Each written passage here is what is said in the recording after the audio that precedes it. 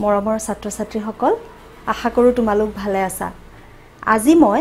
নৱম শ্ৰেণীৰ সমাজ বিজ্ঞান বিষয়ৰ ভূগোল খণ্ডৰ এটা নতুন পাঠ তোমালোকলৈ লৈ আহিছো পাঠটি হল অধ্যায় প্ৰথম ভূপৃষ্ঠৰ পৰিৱৰ্তন তোমালোক সকলোৱে সাগে জানা যে আমাৰ পৃথিৱীৰ যি উপৰিভাগ সেই পৃথিৱীৰ উপৰিভাগসমূহ স্থলভাগ আৰু জলভাগৰে গঠিত আৰু তোমালোকে হয়তো এটো জানা যে আমাৰ পৃথিৱীৰ যি জলভাগ আছে আমাৰ 71% আৰু তাৰ লগে লগে আমাৰ স্থলভাগ আছে 29% এই জলভাগসমূহক আমি কি বুলি কওঁ মহাসাগৰ বুলি কওঁ আৰু একে সময়তে স্থলভাগসমূহক মহাদেশত ভাগ কৰা হৈছে এইখিনি কথাও তোমালোকে জানা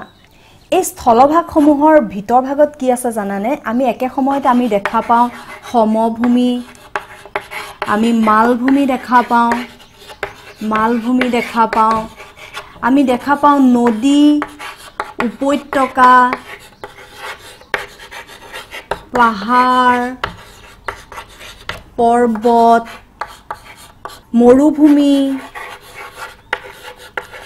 উপকূলীয় সমতল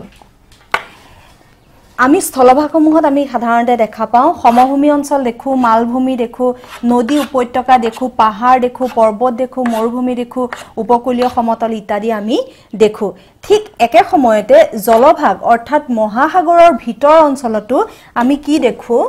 পানীত বুৰ গৈ থকা অৱস্থাত দেখো মালভূমি দেখো গভীৰ খাদ দেখো আমি প্ৰবাল পাচিৰ দেখো আৰু লানি গৈ আমি কি দেখো সৰু বৰ আমি দ্বীপ দেখো এই সকলোবোৰ কি হয় জলভাগত পানীত বুৰ গৈ থকা অৱস্থাত আমি দেখা পাওঁ এই যে আমি পৃথিৱীৰ উপৰিভাগৰ যি জলভাগ আৰু স্থলভাগ আমি তাৰ যিটো আমি ভূভাগৰ যি আমি অবয়ৱসমূহ দেখা পাওঁ এইবোৰ কিন্তু এদিনতে সৃষ্টি হোৱা নহয় যুগ ধৰি তাৰ পৰিৱৰ্তন হৈ আছে আৰু একে সময়তে তাৰ কি হৈ আছে নতুন কিছুমান সৃষ্টি হৈ আছে এই যে যুগ ধৰি পৰিৱৰ্তন আৰু এই নতুন সৃষ্টি এই যুগ ধৰি হৈ যোৱা নতুন পৰিৱৰ্তন আৰু সৃষ্টিত কিহে ভূমিকা পালন কৰিছে জানানে কিছুমান বিশেষ কাৰকে ভূমিকা পালন কৰিছে যাক আমি ক'ব পাৰো বাহ্যিক কাৰক আৰু আভ্যন্তৰীণ কাৰক আমি ক'ব পাৰো বাহ্যিক কাৰক আভ্যন্তৰীণ কাৰক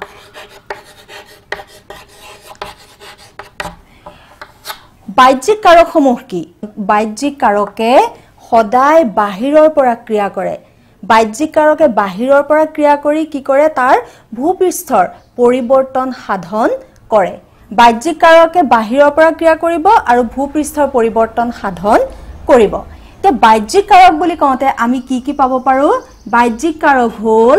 সূৰ্যৰ উত্তাপ বতাহ বৰষুণ নদী হিমবাহ আৰু সাগৰৰ ঢৌ এইসমূহে কি কৰে সূৰ্যৰ উত্তাপ বতাহ বৰষুণ নদী হিমবাহ আৰু সাগৰৰ ঢৌৱে ভূপৃষ্ঠত বাহ্যিক মানে বাহিৰৰ পৰা ক্ৰিয়া কৰে আৰু ক্ৰিয়া কৰি অবয়ৱসমূহৰ পৰিৱৰ্তন সাধন কৰে আৰু একে সময়তে নতুন সৃষ্টিত অৰিহণা যোগায় এবাৰ আমি আহিছো আভ্যন্তৰীণ কাৰকসমূহ আভ্যন্তৰীণ কাৰকসমূহে একে আভ্যন্তৰীণ কাৰকসমূহে কি কৰে ভূপৃষ্ঠৰ অন্তৰ্ভাগত ক্ৰিয়া কৰে ভিতৰৰ ভাগত ক্ৰিয়া কৰে ভূপৃষ্ঠৰ অন্তৰ্ভাগত ক্ৰিয়া কৰে আভ্যন্তৰীণ কাৰক হ'ল দুটা এটা হ'ল ভূমিকম্প আৰু আনটো হ'ল আগ্নেয় উদগীৰণ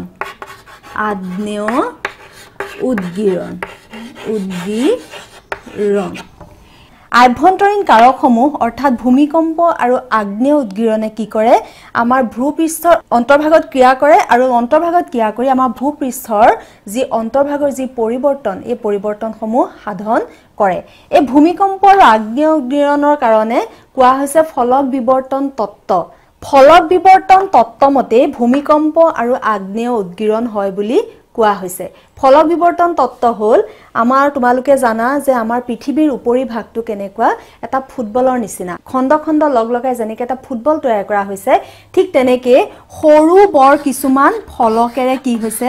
আমাৰ পৃথিৱীৰ উপৰি ভাগ গঠিত হৈছে আৰু এই ফলকসমূহ গতিশীল যোৱাটো শতিকাৰ ৮০ দশকত বিজ্ঞানীসকলে আৱিষ্কাৰ কৰিছিল প্ৰমাণ কৰিছিল যে ফলকসমূহ গতিশীল হৈ থাকে কোনটো দিশত সদায় উত্তৰ পূব দিশত ফলকসমূহ গতিশীল হৈ থাকে আৰু এই গতিশীলৰ পৰিমাণটো ইমান বেছি নিম্ন যে আমি কিন্তু তাক অনুভৱ কৰিব নোৱাৰো ফলকসমূহৰ গতিশীলতাৰ কাৰণে কি হয় আমাৰ যি ভূপৃষ্ঠ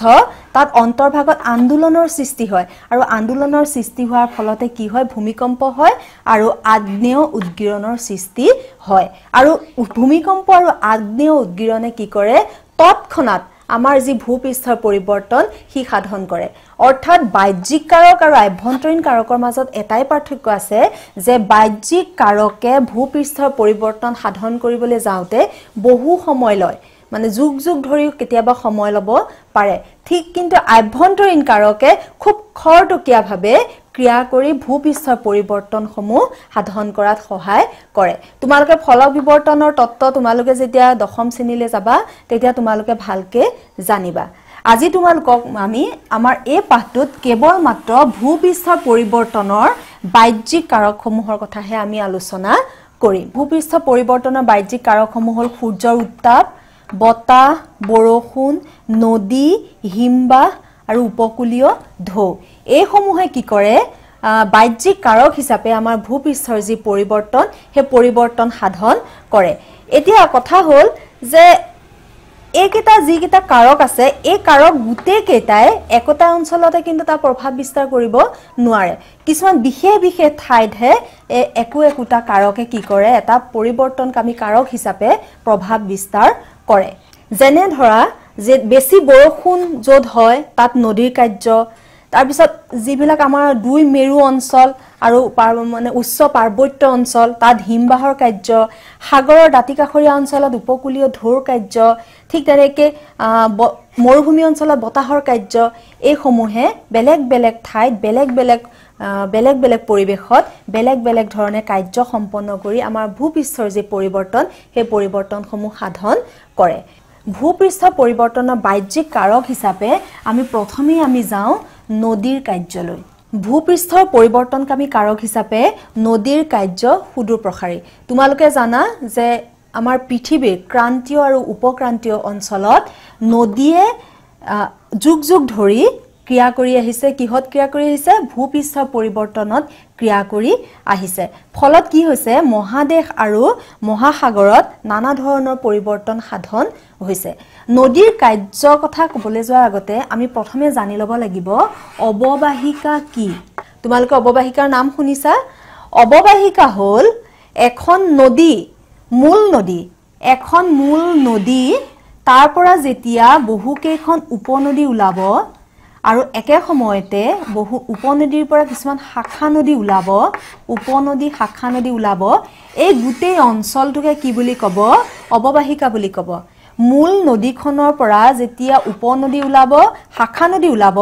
আৰু মূল নদীখনে গোটেইসমূহ পানী শাখা নদী উপনদী সকলো সমূহৰ পানী লৈ যেতিয়া নামনিলে নামি যাওঁতে গোটেই এই এলেকাটো কি বুলি কয় অৱবাহিকা বুলি কোৱা হয় তোমালোকক মই এখন চিত্ৰ দেখুৱাইছো এই ছবিটো তোমালোকে চোৱা তাত তোমালোকে দেখিবা যে মূল নদীখনে কি কৰিছে নদীখনে পানী কঢ়িয়াই নিয়াৰ উপৰিও শাখা নদী আৰু উপনদী সমূহৰ পৰাও পানী আহিছে আহি পেলাই গোটেই পানীখিনি কলে কঢ়িয়াই লৈ গৈছে নামনিলে কঢ়িয়াই লৈ গৈছে অৰ্থাৎ অৱবাহিকা হ'ল এটা এলেকা য'ৰ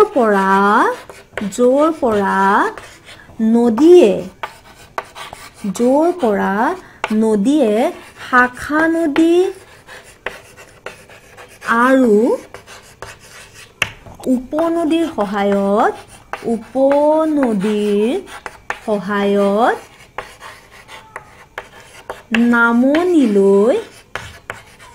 নামনিলৈ পানী কঢ়িয়াই নিয়ে অববাহিকা হল কি অববাহিকা কি বুলি কলে আমি কি বুলি কম অববাহিকা হল এটা এলেকা বা এটা অঞ্চল জোৰ পৰা নদীয়ে শাখা নদী আৰু উপনদীৰ সহায়ত নামনিলৈ পানী কঢ়িয়াই নিয়ে এতিয়া নদীয়ে পানী কঢ়িয়াই নিয়ে বুলি আমি কলো কিন্তু নদীয়ে পানী কঢ়িয়াই নিয়ে বুলি কওঁতে আমি প্ৰথম জানিব লাগিব যে নদীৰ পানীৰ উৎস কি নদীয়েনো পানী কৰ পৰা পায় নদীৰ প্ৰথম পানীৰ উৎস হ'ল বৰষুণ নদীয়ে কৰ পৰা পানী পায় বৰষুণৰ পৰা তাৰোপৰি কি কৰ পৰা পায় যে পৰ্বতৰ যি উচ্চাংশত জমা হৈ থকা বৰফ আৰু কি ভূগৰ্ভৰ পৰা ওলোৱা নিজৰা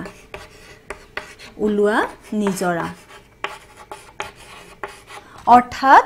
নদীৰ পানীৰ উৎস হ'ল বৰষুণ পৰ্বতৰ উচ্চাংশত জমা হৈ থকা বৰফ আৰু ভূগৰ্ভৰ পৰা ওলোৱা নিজৰা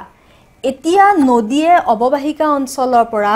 নামনিলে পানী কঢ়িয়াই লৈ আহে আৰু নদীয়ে পানী কৰ পৰা পায় এই কেটা উৎসৰ পৰা নদীয়ে কি পায় পানী পায় এতিয়া কথা হ'ল নদীৰ কাৰ্য নদীয়ে কি কাম কৰে যাৰ ফলত ভূপৃষ্ঠৰ পৰিৱৰ্তন সাধন হয় নদীৰ কাৰ্য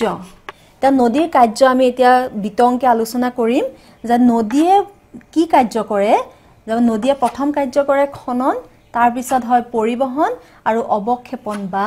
জমাকৰণ এতিয়া আমি প্ৰথম আহো নদীৰ খননৰ কথালৈ নদীয়ে কেনেকৈ খনন কৰে বা কি কৰে আমি জানো যে নদীয়ে কি কৰে কৰ পৰা নামি আহে উচ্চ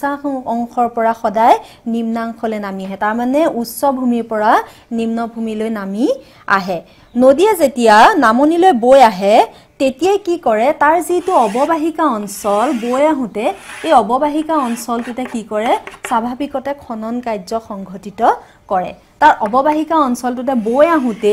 যেতিয়া উচ্চ ভূমিৰ পৰা নিম্ন ভূমিলৈ বৈ আহিব তেতিয়া তাৰ অববাহিকা অঞ্চলত কি কৰে নদীয়ে খনন কাৰ্য কৰিবলৈ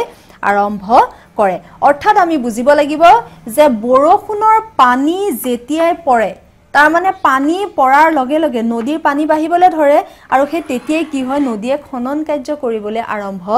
কৰে কিন্তু এতিয়া কথা হ'ল নদীয়ে খনন কাৰ্য কি সকলো ঠাইতে একে ধৰণে কৰে নেকি নদীয়ে যে খনন কৰে বুলি কৈছে তাৰ অববাহিকা অঞ্চলটোত যে নদী জোৰ পৰা বৈ আহিছে বা উৎসৰ পৰা আৰু মোহনালৈকে মানে যত নদীখন শেষ হৈছে সেই গুটেই অববাহিকা অঞ্চলটোতে কি নদীয়ে খনন কাৰ্য কৰে নেকি নকৰে নদীয়ে খনন কাৰ্য নিৰ্ভৰ কৰিব কেইটামান বিশেষ কাৰকৰ ওপৰত নিৰ্ভৰ কৰে তাৰ মানে নদীৰ খননৰ প্ৰথমটো হ'ল যে ভূতাত্ত্বিক গঠনৰ ওপৰতে নদীৰ খনন কাৰ্য নিৰ্ভৰ কৰে উপৰিভাগৰ যি আমাৰ গঠন তাৰপিছত অন্তৰ্ভাগত থকা শিলাস্তৰৰ কঠিনতা তাৰ পিছত লগে লগে কি হ'ব উদ্ভিদৰ আৱৰণ আৰু প্ৰবাহিত পানীৰ পৰিমাণ নদীৰ খনন কাৰ্য মূলতঃ দুটা দিশৰ ওপৰত নিৰ্ভৰ কৰে প্ৰথমটো হ'ল ভূতাত্ত্বিক গঠন অৰ্থাৎ পৃথিৱীৰ উপৰিভাগৰ গঠন কেনেকৈ হৈছে শিলাস্তৰসমূহ কঠিন নে কোমল তাৰ পিছত আমাৰ যি উদ্ভিদৰ আৱৰণ আছে নে নাই সেই সকলোবিলাক মিলাই ভূতাত্ত্বিক গঠন বুলি কৈছে আৰু তাৰ পিছত কৈছে যে প্ৰবাহিত পানীৰ পৰিমাণ নদীখনে কিমান বেছি পানী কঢ়িয়াই আনিছে তাৰ ওপৰতে খনন কাৰ্য নিৰ্ভৰ কৰে এতিয়া কথা হ'ল যে আমি যে কৈ আছো নদীৰ খনন কাৰ্য অববাহিকা অঞ্চলত হয় কিন্তু তাৰ খনন কাৰ্য মূলতঃ ক'ত হয় জানানে নদীৰ যি গতিপথ নদীৰ গতিপথত খনন কাৰ্য বেছিকে হয় নদীৰ গতিপথত খনন কাৰ্য হয় এতিয়া খনন কাৰ্য হয় এটা নদীৰ গতিপথ কি ইংৰাজীত যদি কওঁ যে নদীৰ গতিপথ মানে ৰিভাৰ্স চেনেল নদীৰ উৎস অৰ্থাৎ নদীখন য'ৰ পৰা আৰম্ভণি হৈছে উৎসৰ পৰা মোহনা য'ত আহি পেলাই নদীখন শেষ হৈছে উৎসৰ পৰা মোহনালৈ যি দীঘলীয়া গতিপথেৰে নদীখন গতি কৰে উৎসৰ পৰা মোহনালৈ যি দীঘলীয়া গতিপথেৰে নদীখন গতি কৰে তাকে কি বুলি কয় নদীৰ গতিপথ বুলি কোৱা হয় নদীৰ গতিপথ বুলি কোৱা হয় তাৰ মানে উৎসৰ পৰা মোহনালৈকে এই দীঘলীয়া পথকে কি বুলি কয় নদীৰ গতিপথ বুলি কোৱা হয় আৰু এই নদীৰ গতিপথত খনন কাৰ্য নিৰ্ভৰ কৰে কিহৰ ওপৰত মই অকনমান কৈছিলো যে ভূতাত্ত্বিক গঠন আৰু প্ৰবাহিত পানীৰ পৰিমাণ ভূতাত্ত্বিক গঠন আৰু প্ৰবাহিত পানীৰ পৰিমাণৰ ওপৰতে এই খনন কাৰ্য নিৰ্ভৰ কৰে নদীয়ে যেতিয়া পানী কঢ়িয়াই লৈ যাওঁতে নদীয়ে গতিপথত কি কৰে কিছুমান শিল বালিৰ ওপৰত হেঁচা প্ৰয়োগ কৰে শিল বালিৰ ওপৰত হেঁচা প্ৰয়োগ কৰি সেই শিল বালিসমূহ নদীৰ পানীয়ে কি কৰে খান্দি লৈ গুচি যায় এই যে নদীৰ পানীৰ যিটো হেঁচা সেই হেঁচাটো কয় জলচালিত ক্ৰিয়া এই ক্ৰিয়াৰ ফলত জলচালিত ক্ৰিয়াৰ ফলত কি হয় নদীৰ গতিপথত থকা শিল বালিসমূহ কি হৈ যায় এৰাই আহে আৰু এৰাই আহি পেলাই নদীৰ ফুটত কি হয় ববলৈ আৰম্ভ কৰে জলচালিত ক্ৰিয়াৰ ফলতে নদীৰ শিলবালিবোৰ এৰি যায় আৰু পানীৰ দ্বাৰা বাহিত হয় এতিয়া আমি আহো খনন কাৰ্যৰ মূল কথাখিনিলৈ কেনেকৈ নদীয়ে খনন কাৰ্য সম্পন্ন কৰে উচ্চভূমিৰ যেতিয়া থিয় ঢালেৰে যেতিয়া নদীখন বৈ আহিব উচ্চভূমিৰ থিয় ঢালেৰে নদীখন বৈ আহোতে তেতিয়া এইখিনি সময় নদীখন কি হ'ব ঠেক হয় আৰু তাৰ গতি কি থাকে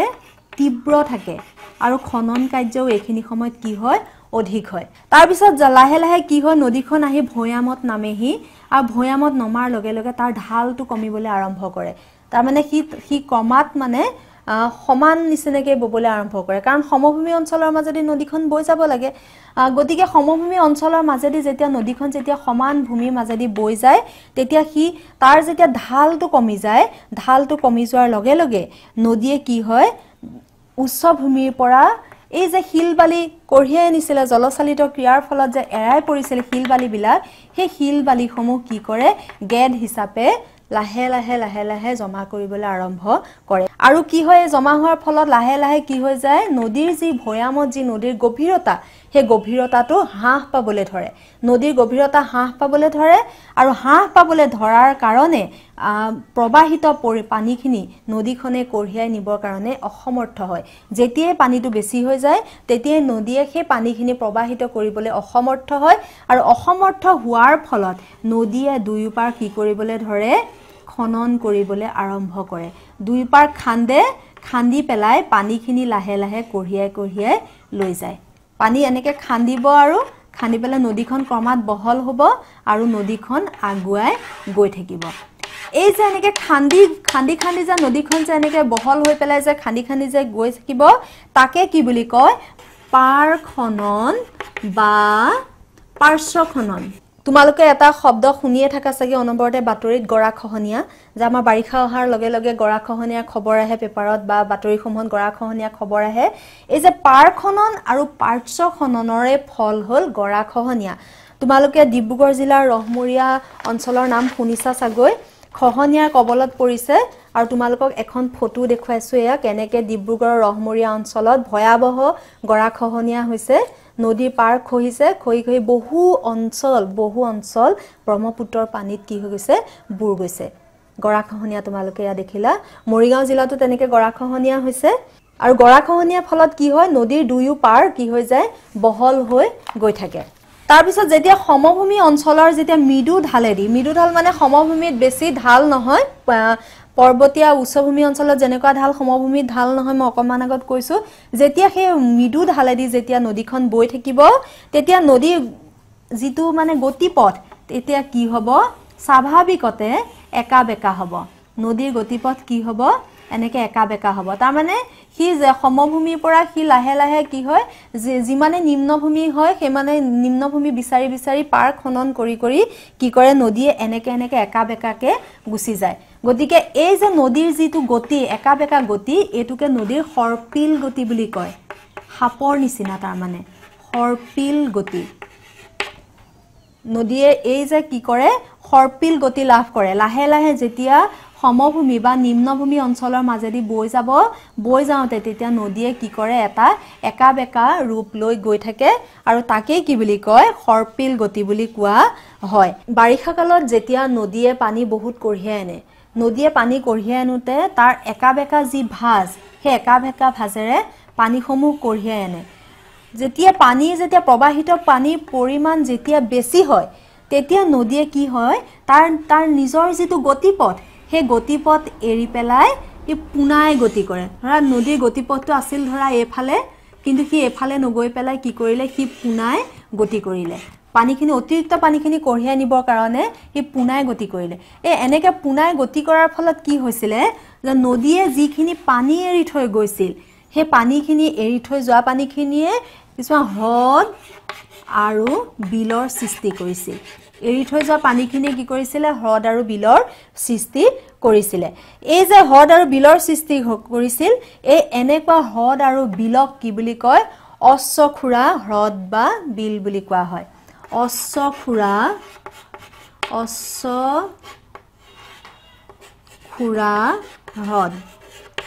অশ্বখুৰা হ্ৰদ বা বিল বুলি কোৱা হয় বিল তোমালোকৰ এখন ফটো দিছে চোৱা ইয়াত আমেৰিকা যুক্তৰাষ্ট্ৰ এৰিজনাত কলোৰাডো নদীয়ে সৃষ্টি কৰা এটা অশ্বখুৰা হ্ৰদ এনেকে এৰি থৈ পেলাই নদীখনে পুনে পুনে গুচি গৈছিল গতিকে এই পানীখিনিয়ে কি হয় এটা অশ্বখুৰা আকৃতিৰ এটা হ্ৰদৰ সৃষ্টি কৰে আৰু অসমতো কি হয় ব্ৰহ্মপুত্ৰ আৰু বৰাক নদীও নিজৰ উপত্যকাত এনেকুৱা কিছুমান হ্ৰদ আৰু বিলৰ সৃষ্টি কৰিছে আৰু সেই হ্ৰদ আৰু বিলবোৰে বাৰিষা পৰিমাণে যথেষ্ট পৰিমাণে পানী গুটাই ৰাখে আৰু কি হয় বানপানীৰ যি প্ৰাবল্য সেই প্ৰাবল্য কমাত সহায় কৰে এতিয়া প্ৰশ্ন হল তোমালোকক যদি সুধে যে অশ্বখুৰা হ্ৰদ কি তেতিয়া আমি কম বাৰিষা কালত নদীয়ে প্ৰবাহিত পানীৰ পৰিমাণ বেছি হোৱাৰ কাৰণে পানীখিনি লৈ যেতিয়া মূল গতিপথ এৰি পুনাই গতি কৰে এৰি থৈ যোৱা পানীখিনিয়ে যি হ্ৰদ বা বিলৰ সৃষ্টি কৰে তাকে অশ্বখুৰা হ্ৰদ বা বিল বুলি কোৱা হয় আমাৰ ব্ৰহ্মপুত্ৰ নদী আৰু বৰাক নদীও কি কৰিছে কিছুমান হ্ৰদ বা বিলৰ সৃষ্টি কৰিছে যাৰ ফলত বাৰিষা বানপানীৰ প্ৰাবল্য কিছু পৰিমাণে হলেও কমিছে কাৰণ সেই পানী ভাগে যিটো প্ৰবাহিত পানীখিনি লৈ আহে সেই পানী ভাগে অলপ হলেও পানীৰ পৰিমাণ ধৰি ৰখাত সহায় কৰে নদীৰ কাৰ্য 2 নম্বৰ কাৰ্য হল পৰিবহন এতিয়া নদীয়ে কি পৰিবহন কৰে নদীয়ে দ্ৰৱীভূত অৱস্থাত কিছু পৰিবহন কৰে গেট পৰিবহন কৰে উপঙি থকা অৱস্থাৰ কিছু গেট পৰিবহন কৰে আৰু বাগৰি গৈ থকা অৱস্থাত কিছু গেট পৰিবহন কৰে এতিয়া কথা হল যে দ্ৰৱীভূত অৱস্থাত নদীয়ে কি পৰিবহন কৰিব নদীয়ে যেতিয়া তাৰ গতিপথত স্থলভাগৰ যেতিয়া সংস্পৰ্শলৈ আহে তেতিয়া স্থলভাগত থকা লৱণসমূহ কি কৰে দ্ৰৱীভূত অৱস্থাত হি নদীৰ সৈতে মিলিত হয় আৰু মিলিত হৈ পেলাই সেই দ্ৰৱীভূত অৱস্থাৰে নদীৰ পানীভাগ গৈ যেনেকৈ সাগৰ মহাসাগৰত পৰেগে সেই দ্ৰৱীভূত লৱণখিনিও সাগৰ মহাসাগৰত পৰে তাৰ পিছত কি হয় যে বালি যিবিলাক বুকা পলহ এইবিলাক কি হয় অলপ ক্ষুদ্ৰ কণিকা এইবোৰ পানীত কেতিয়াও দ্ৰৱীভূত নহয় দ্ৰৱীভূত নোহোৱাৰ কাৰণে কি হয় নদীয়ে যেতিয়া তাৰ গতিপথত কি কৰে গতিপথত কিছু গেদ হিচাপে কেতিয়াবা পাৰত জমা কৰে কেতিয়াবা মাজত জমা কৰে আৰু কিছু নদীয়ে কঢ়িয়াই লৈ গৈ থাকে তাৰ পিছত আহিলে বাগৰি গৈ থকা অৱস্থাত নদীয়ে কি পৰিবহন কৰে এই যে ডাঙৰ পদাৰ্থসমূহ নদীয়ে তাৰ প্ৰবাহিত সময়ছোৱাত কি কৰে গতিপথত কেতিয়াবা পাৰত এনেকে জমা কৰি গৈ থাকে গতিকে এই যে গধুৰ বস্তুখিনি যিখিনি নদীয়ে বাগৰি গৈ থকা অৱস্থাত নদীয়ে কঢ়িয়াই নিয়ে এইখিনি কিন্তু নদীক কি বুলি কয় বেড লোড বুলি কোৱা হয় কি বুলি কয় বেড লোড অৰ্থাৎ বুকুৰ বুজা তোমালোকে কথাটো মনত ৰাখিবা যে নদীৰ বুকুৱেদি যি বাগৰি গৈ থকা যিবোৰ পদাৰ্থ যিবোৰ দ্ৰৱীভূতও নহয় আৰু যিবোৰ ক্ষুদ্ৰ কণিকাও নহয় সেইবোৰ কিন্তু নদীৰ বুজা এই বুজা নদীয়ে অধিক কঢ়িয়াব নোৱাৰি কি কৰে পাৰত জমা কৰে কেতিয়াবা মাজত জমা কৰে আৰু কেতিয়াবা পাৰত জমা কৰে এতিয়া আমি আহিম যে নদীয়ে এই যে পৰিবহনৰ এই কালছোৱাত এই দ্ৰৱীভূত অৱস্থাত পোৱা উপঙি থকা অৱস্থাত পোৱা বাগৰি গৈ থকা অৱস্থাত পোৱা এইখিনি সময়ত নদীয়ে পৰিবহনৰ কালছোৱাত নদীৰ যি গতিপথ নদীৰ গতিপথত কিছুমান লেণ্ডফৰ্মৰ সৃষ্টি কৰে মানে স্থলাকৃতিৰ কিছুমান সৃষ্টি কৰে এতিয়া আহিলে সেইবিলাক কি স্থলাকৃতিৰ সৃষ্টি কৰে প্ৰথমে আমি নাম লম প্লাবন ভূমি যে নদীয়ে কি কৰে পৰিবহনৰ কালছোৱাত যি ক্ষুদ্ৰ কণিকা পানী দ্ৰৱীভূত নহয় সেই ক্ষুদ্ৰ কণিকাসমূহ গেদ হিচাপে নদীয়ে কি কৰে দুয়ো কাষে জমা কৰি গৈ থাকে এনেদৰে জমা কৰাৰ ফলত নদীৰ দুয়ো পাৰে কিছুমান পলসুৱা সমভূমিৰ সৃষ্টি হয় তাৰ মানে সেই পানী মাটিখিনি কি হৈ যায় পলস পৰি পৰি পলসুৱা হৈ যায় মানে উৰ্বৰা হৈ যায় সেই পলসুৱা উৰ্বৰ যি ভূমি সেইখিনিকে কি বুলি কোৱা হয় প্লাবন ভূমি বুলি কোৱা হয় সাধাৰণতে আমি যদি আমাৰ ব্ৰহ্মপুত্ৰ নদীখনৰ কথা ভাবো বাৰিষা যেতিয়া ব্ৰহ্মপুত্ৰ নদীখন বৈ থাকে যেতিয়া পানীৰ পৰিমাণ বেছি হৈ যায় পানীৰ পৰিমাণ বেছি হৈ পেলাই অৱবাহিকাৰ বহু দূৰলৈ ব্ৰহ্মপুত্ৰখন কি হয় বিয়পি যায় আৰু বিয়পি যোৱাৰ ফলত ব্ৰহ্মপুত্ৰই কঢ়িয়াই অনা যি পলস বুকা বালি এই ইত্যাদিবোৰ যেতিয়া বাৰিষাৰ শেষত নদীখন যেতিয়া মূল পথেদি গতি কৰে এইবোৰ এনেকে এৰি থৈ গুচি যায় এইদৰে যুগ যুগ ধৰি যি গেটসমূহ কাষৰীয়া অঞ্চলত নদীয়ে জমা কৰি থৈ গ'ল সেইখিনিকে কি বুলি কোৱা হয় প্লাবন ভূমি বুলি কোৱা হয় ইংৰাজীত কোৱা হয় যে ফ্লাড প্লেইন সাধাৰণতে প্লাবন ভূমি কেতিয়া সৃষ্টি হয় বানপানীৰ সময়ত সৃষ্টি হয় কিয় সৃষ্টি হয় খুঁটে কঢ়িয়াই অনা বোকা শিল পলস এইবোৰ কাষৰীয়া অঞ্চলত জমা হয় গেট হিচাপে আৰু জমা হয় যুগ যুগ ধৰি জমা হৈ যোৱাৰ ফলতে সেই ভূমিখিনিকে কি বুলি কোৱা হয় প্লাবন ভূমি বুলি কোৱা হয় কাৰণ সেই ভূমিখিনি পলসুৱা হৈ পৰে আমাৰ তেনেকুৱা ব্ৰহ্মপুত্ৰ ডাঙৰ ডাঙৰ নদীসমূহ যেনে ব্ৰহ্মপুত্ৰ গংগা সিন্ধু হুৱাংহু মিছিছিপি নীল এই ইত্যাদি নদীসমূহৰ কি হয় বহুত প্লাবন ভূমি আছে আৰু সেই প্লাবন ভূমিতে কৃষি কাৰ্য হয় এতিয়া কি হল নদীয়ে যেতিয়া পৰিবহনৰ সময়ছোৱাত গেটবোৰ লৈ আহি পেলাই নদীৰ কাষত প্লাবন ভূমিৰ সৃষ্টি কৰে আহি পেলাই মাজত কি কৰে নদীয়ে বালিচৰ বনায় বালিচৰ তোমালোকে বালিচৰৰ নাম শুনিছানে তাৰ মানে কেতিয়াবা কি হয় কাষত বনায় বা কেতিয়াবা মাজত হয় আৰু এই বালিচৰসমূহ কিন্তু অস্থায়ী হয় কেতিয়াবা বৰষুণৰ পৰিমাণ বেছি হলে বা পানীৰ যেতিয়া প্ৰবাহিত ফুটৰ পৰিমাণ বেছি হ'ব তেতিয়া বালিচৰসমূহ কি হয় কেতিয়াবা খহি যায় বা হয়তো কোনো ঠাইত বালিচৰসমূহ কিন্তু চিৰস্থায়ী হৈও থাকে আমাৰ বহুতে কয় যে মাজুলী যে আমাৰ যিটো মাজুলী দ্বীপ নদী দ্বীপ এই মাজুলী নদী দ্বীপো এই বালিচৰৰ দ্বাৰা তৈয়াৰী হোৱা দ্বীপ বুলি কয় আমাৰ ব্ৰহ্মপুত্ৰ নদীৰ নলবাৰী আৰু তোমালোকে এই কথা তথ্যটো জানি থবা নলবাৰী জিলা আৰু কামৰূপ জিলাৰ মাজত ব্ৰহ্মপুত্ৰৰ বুকুত কালাৰদিয়া নামৰ দ্বিতীয় মাজুলী সদৃশ এটা বালিচৰ দেখা পোৱা যায় আৰু এই বালিচৰসমূহ কিহৰ সৃষ্টি যে নদীয়ে পৰিবহনৰ সময়ত নদীৰ বুকুৱেদি কঢ়িয়াই অনা যিবিলাক ক্ষুদ্ৰ কণিকা শিল বালি বোকা পলস এইবিলাকৰে সৃষ্টি তাৰ পিছত হল নদীয়ে কঢ়িয়াই আনে বেড লোডস কিছুমান কঢ়িয়াই আনে যিবিলাক নদীৰ বুজা বুলি কোৱা হয় গধুৰ বস্তু নদীয়ে কঢ়িয়াই অনাৰ ফলত কি হয় সেইবোৰ বেছি দূৰলৈ কঢ়িয়াই আনিব নোৱাৰি তাক নদীয়ে তাৰ পাৰত কি কৰে এনেকে জমা কৰি গৈ থাকে এনেকে দুয়ো পাৰে জমা কৰি গৈ থাকে আৰু জমা কৰি যোৱাৰ ফলত বহু দিন এনেকে জমা হৈ যোৱাৰ ফলত এটা প্ৰাকৃতিক বান্ধৰ নিচিনা দেখা পোৱা যায় প্ৰাকৃতিক বান্ধ কি নদীয়ে কঢ়িয়াই অনা বুকুৰ বুজাসমূহ পাৰত জমা কৰাৰ ফলত কি হয় প্ৰাকৃতিক বান্ধৰ সৃষ্টি হয় আৰু তাক দেখিবলৈ কাৰ নিচিনা লাগে